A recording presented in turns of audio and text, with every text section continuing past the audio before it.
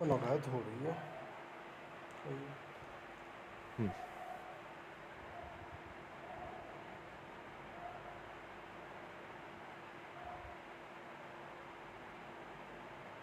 ठीक है,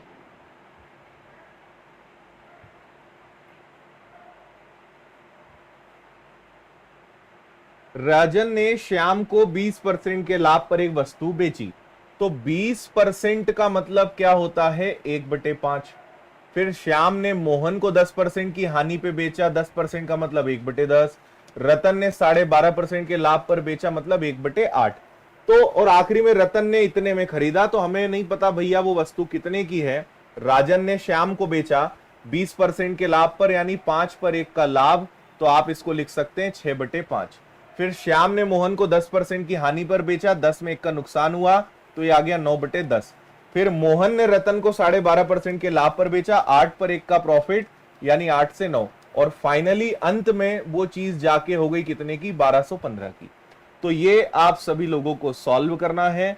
तो ये आ जाएगा आपका 1215, ये तीनों जाएंगे ऊपर, तो ये आ जाएगा 5, 10 और 8, और ये तीनों आ जाएंगे नीचे, तो 6, 9 और 9। जल्दी से काटा पीटी करके मुझे बताइए आंसर क्या आ रहा है। फटाफट बताओ आंसर क्या है। हाँ,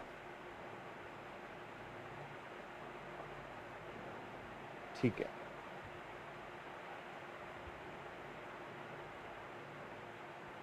ठीक है, हो गया।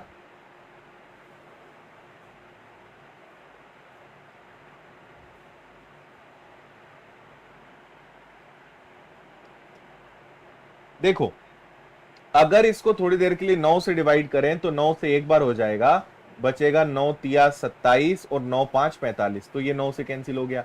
फिर अगर 9 से इसको उड़ाओगे तो 9 1 कम 9 और 9 5 45, ये आ गया। फिर 2 से उड़ा दो, 3 से उड़ा दो, 3 से 2 बार और 3 से 5 बार, और 2 से ये कैंसिल हो गया 5 बार। तो 5 और 5 25, 125, 125 का 8 गुना, तो इसका आंसर 1000 आना चाहिए। Answer should be 1000, 1000। राजन ने उस वस्तु को किस कीमत पर खरीदा था? तो आंसर आएगा आपका 1000। ठीक है, हाँ, ओके, वेरी गुड। चलें आगे, सिंपल सवाल है, अगले सवाल पर चलते हैं। ये देखिए, ये एक बहुत बढ़िया सुंदर सा पटवारी का आया हुआ सवाल है, पढ़ो जरा जल्दी से इसको।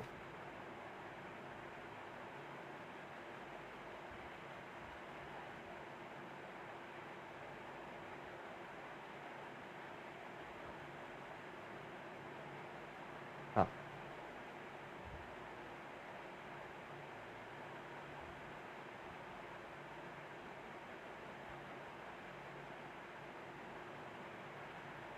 ठीक है,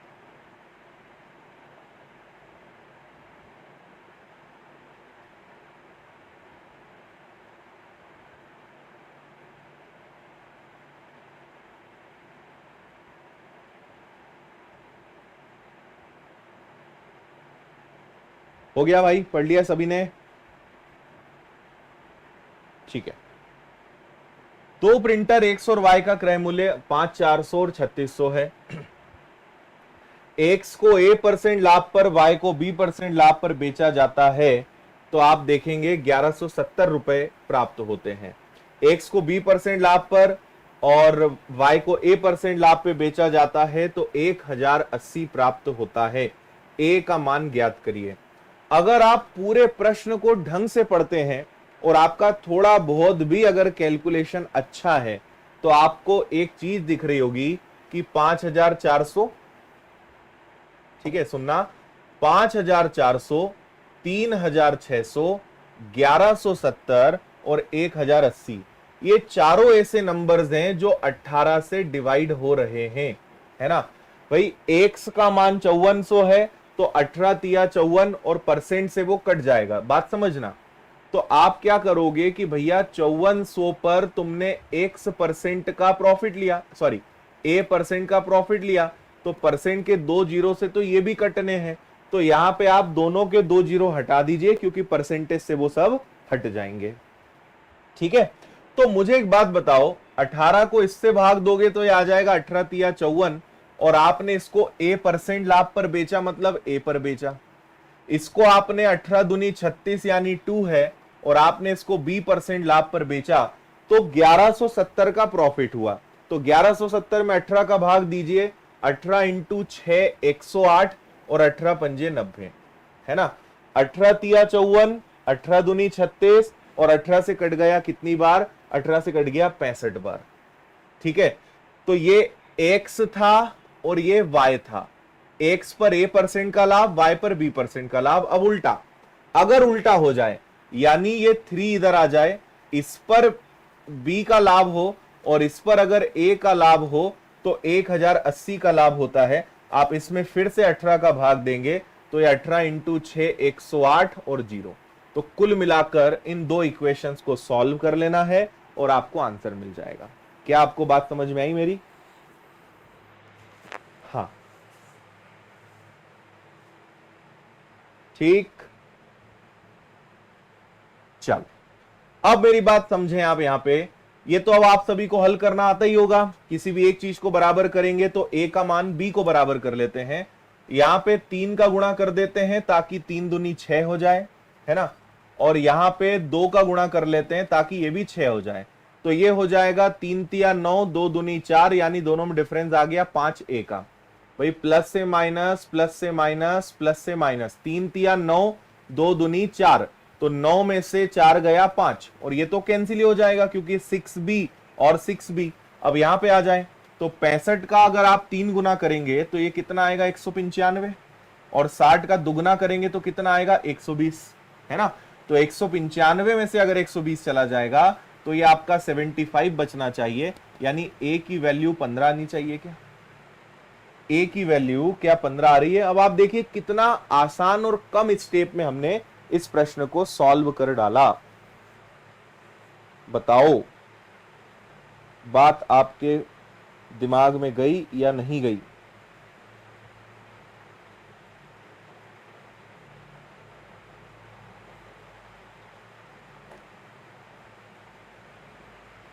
ठीक है,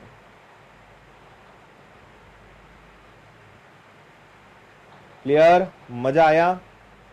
थोड़ा सा मतलब क्या होता है, बोलते हैं ना दिमाग के साथ साथ आंख नाक कान सब खुले रहने चाहिए।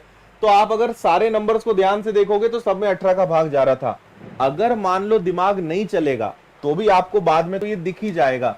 भाई आप कहोगे 5400 का A% प्लस 3600 का B%, है ना, बराबर में 1170। तो अगर पहाड़े याद होंगे तब भी आपका दिमाग चलेगा कि सर सब में 18 का भाग जा रहा है, तो 18 तिया 54 यानी 3 है, 18 दूनी 36 यानी 2 भी 18 से कटा 65 बार। तो ये आगे चल के भी हो जाएगा, लेकिन अगर थोड़ा सा पहाड़े अच्छे से याद हैं तो ये चीजें एडवांस में दिख जाती है। अब मैं आपको बस ये सिखाना चाह रहा हूं कि ये अंतर होता है जो सिलेक्शन ले लेते हैं और जो नहीं ले पाते हैं।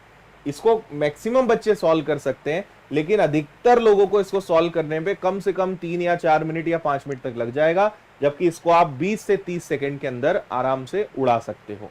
बस यही डिफरेंस है और यही कला आपको सीखनी है कि जो काम बाकी लोग 5 मिनट में कर रहे हैं वो आपको 5 सेकंड में करना है। बस इतना सा काम आपको सीखना है। चलिए अगला एक आसान सवाल है सीपीओ नवंबर 2020 का 22 का। एक आदमी ने एक वस्तु खरीदी। ये बहुत कॉमन क्वेश्चन है, बहुत बेसिक सवाल है और मुझे लगता है इसका आंसर आप सब लोग दे पाएंगे। तो पढ़िए और जल्दी से मुझे आंसर दीजिए। हाँ,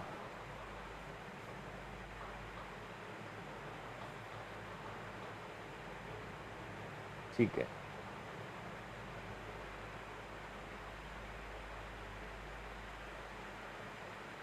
वेरी गुड।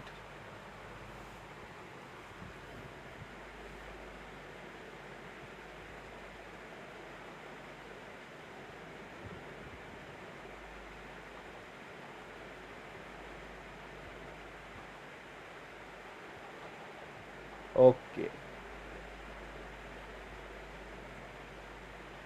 हो गया।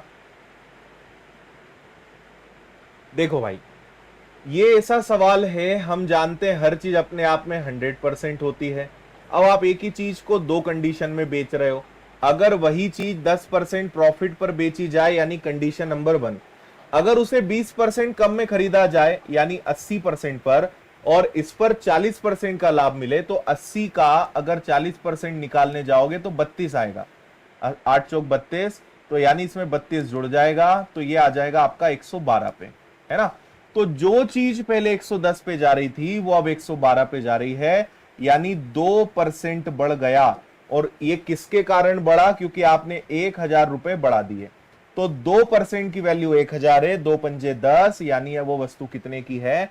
50,000 की है। मुझे लगता है सबको ये सॉल्व करना आता होगा, है ना। ये सवाल दो कंडीशंस में जाता है। एक चीज को आप पहले 10% लाभ पर बेच रहे थे, वही चीज 20% कम में। पहले 10% लाभ था, बाद में अगर 20% कम में खरीद कर उस पर 40% का लाभ लें, 80 का 40% 32 उसमें जुड़ेगा तो 112 की चीज हो जाएगी। तो 2% का डिफरेंस है जो अपने आप में 1000 के बराबर है। 1000 अगर 2% है तो 100% कितना? Answer is 50,000। 50,000 आपके प्रश्न का आंसर आएगा। ठीक है, चलिए आगे चलते हैं। एसएससी एमटीएस टियर 1 2020 जो 18 अक्टूबर 2021 में हुआ था। पढ़ो सवाल को। आपको ना सीएचएसएल, एमटीएस, इनके सवाल करने से फायदा ये होता है कि आपका कैलकुलेशन बहुत अच्छा हो जाता है। अगर कैलकुलेशन अच्छा करना है तो छोटे एग्जाम्स के क्वेश्चन सॉल्व करो, आपका कैलकुलेशन बहुत बढ़िया हो जाएगा।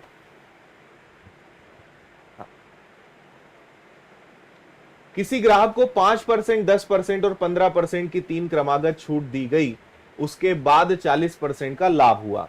अगर दुकानदार को केवल 5% और 10% का डिस्काउंट देते तो लाभ प्रतिशत कितना होता? देखो, कर लोगे कि बताऊं? टाइम दूं आपको?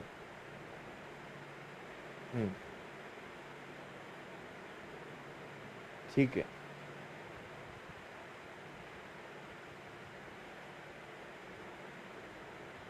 वेरी गुड यार। गणेश चौहान ने इसका आंसर दे दिया है 64.71।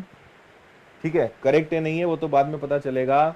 रमेश ने आंसर बी दिया है, सुनील ने आंसर सी दिया है, अपूर्व, फरीम, निशा, सी आंसर बहुत सारे लोग दे रहे हैं।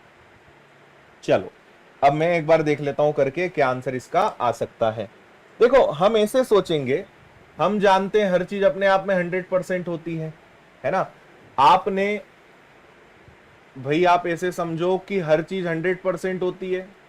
आप पहले इसका प्राइस बढ़ाते हो यानी इसका मार्क्ड प्राइस करते हो, फिर इस पे आप देते हो डिस्काउंट, तब जाके आपको क्या मिलता है? सेलिंग प्राइस मिलता है। थोड़ा सा बेसिक बता रहा हूं, ध्यान से समझना, क्योंकि ये सवाल इतना आसानी से हो सकता है कि आप में से कई लोग आश्चर्य करेंगे।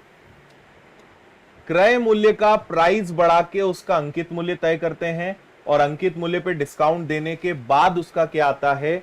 सेलिंग प्राइस आता है, यानी विक्रय मूल्य आता है ना। तो आपने जो चीज 100 रुपए की थी, आपने उसको 140, उस पे ओवरऑल 40% का लाभ लिया, यानी 140 में बेचा। अब आपने मार्क्ड प्राइस से सेलिंग प्राइस पे आने के लिए सबसे पहले आपने 5% का डिस्काउंट दिया, उसके बाद आपने 10% का डिस्काउंट दिया, उसके बाद आपने 15% का डिस्काउंट दिया। आप यहां थे, एक डिस्काउंट दिया, दूसरा डिस्काउंट दिया, तीसरा डिस्काउंट दिया, तब जाके आप कितने पे आए हैं? 140 पे आए। तो ये आपसे ये पूछ रहे हैं कि भाई आपने 5% और 10% का डिस्काउंट दिया था, तब ये चीज कितने की थी? फिर उस पे आपने और 15% का डिस्काउंट दिया, तब जाके 140 की हुई। 15% का डिस्काउंट देने के बाद वो 140 की हुई, तो वो 5 और 10 के बाद कितनी थी? बात समझ में आ रही है? 5 का डिस्काउंट, 10 का डिस्काउंट देने के बाद 15 का दिया तो इतना, तो 15% का डिस्काउंट देने के बाद 140, यानी 140 जो है 15% का डिस्काउंट देने के बाद की चीज है, यानी वो 85% है। हर चीज 100% होती है, 15% का आपने अगर डिस्काउंट दिया यानी वो 85% है, तो 100% कितना? 5 से अगर इसको उड़ाओगे तो 17 बार, 5 से अगर इसको उड़ाओगे तो 20 बार। ठीक है, तो ये कितना हो जाएगा? ये आपका हो जाएगा 2800, और ये आ जाएगा आपका कितना? 17। अच्छा, इससे आपको टोटल मिलेगा, फिर आपको इसको 100 में से घटाना भी पड़ेगा, है ना। ये 2800 बटे 17 तो अपनी जगह ठीक है, लेकिन बाद में इसको 100 में से घटाना पड़ेगा, क्योंकि आपको तब पता चलेगा कि टोटल डिफरेंस कितने का है ना। तो आप क्या कर सकते हो, 1700, देखो 1700 इसमें से जाएगा तो आपके पास कितना बचेगा, 1700 इसमें से जाएगा तो आपके पास बचेगा 1100/17। तो आप 1100/17 को हल करो। अगर नहीं भी करना है तो आप 2800 में 17 का भाग दीजिए, वो 100 से ज्यादा आएगा, फिर उसको 100 में से घटाएंगे तो आपका आंसर आ जाएगा। नहीं वैसे करना है तो आप पहले ही 100 से घटा दीजिए बाद में घटाने के बजाय। तो ये कितना आ जाएगा, 17 इंटू 6 102, बचेगा आपके पास 8 और 0, तो 17 इंटू 4 68, 17 पंजे 85, यानी 4 वाला आएगा। 4 वाला एकमात्र आंसर है, तो 64.71 आपका आंसर होना चाहिए, ऐसा मुझे लग रहा है, सी वाला, ऑप्शन सी। ठीक है,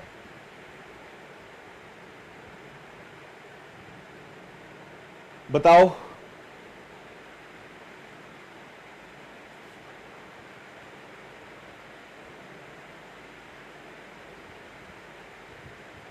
क्लियर है भाई सभी को?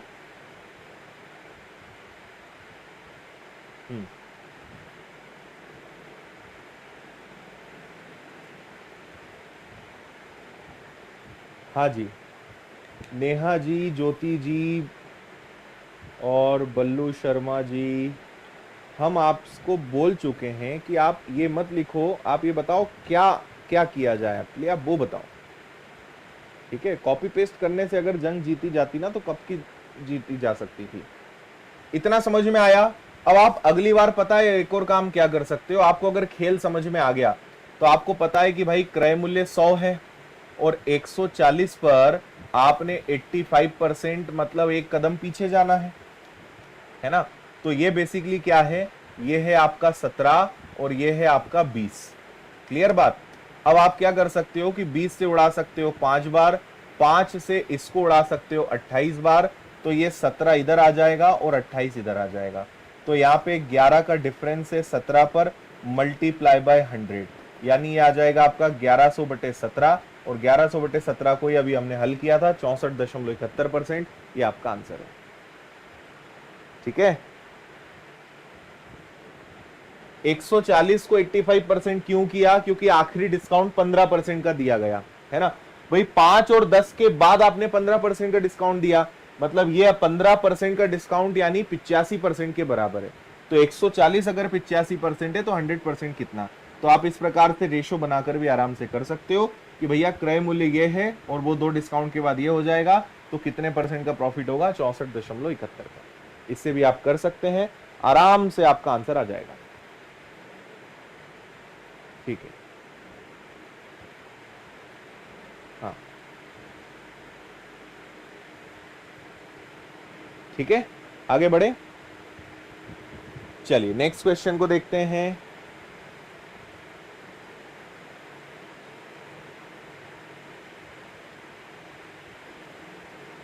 ठीक है,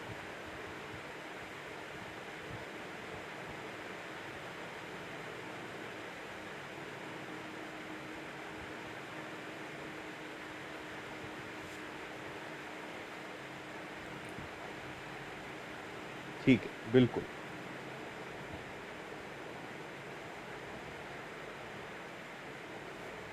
एक विक्रेता 20% की नगद छूट देता है, फिर भी 20% का लाभ प्राप्त करता है। 8 वस्तुओं को 6 वस्तुओं के मूल्य पर बेचता है, प्रत्येक वस्तु पर क्रय मूल्य से कितना प्रतिशत अधिक मूल्य अंकित कर रहा है, ये आप सब लोगों से पूछा गया है। क्या आप लोग आंसर दे पाएंगे?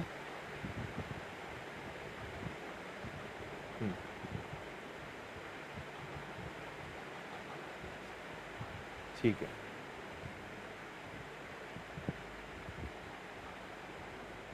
हो गया। चलो देखिए क्या करेंगे हम।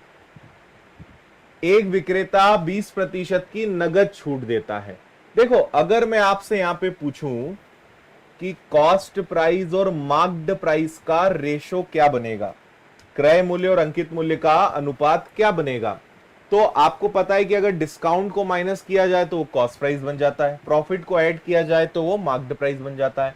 तो 20% का आपने डिस्काउंट दिया यानी वो 80 की चीज हो गई, और 20% का लाभ प्राप्त किया यानी आपने उसके ऊपर लगा दिया कितना, 120। और 8 वस्तुओं को 6 वस्तु के मूल्य पर बेचता है यानी उसकी जेब से जाती है कितनी चीजें, 8 वस्तुओं को 6 वस्तुओं के मूल्य पर बेचता है यानी उसकी जेब से जाती हैं 6 चीजें, लेकिन वो आपको देता कितनी चीजें हैं, 8, है ना। तो आप देखिए 8 इंटू 6 48 यानी 480, और 12 96 यानी 960, और अगर इसको उड़ा दोगे तो अनुपात बनेगा 1:2, यानी 1 रुपए की चीज को 2 में बेच रहा है, 1 का प्रॉफिट 1 पर मल्टीप्लाई बाय 100 यानी टोटल 100% का प्रॉफिट होगा। ऑप्शन बी आपका आंसर है, बी इज योर आंसर।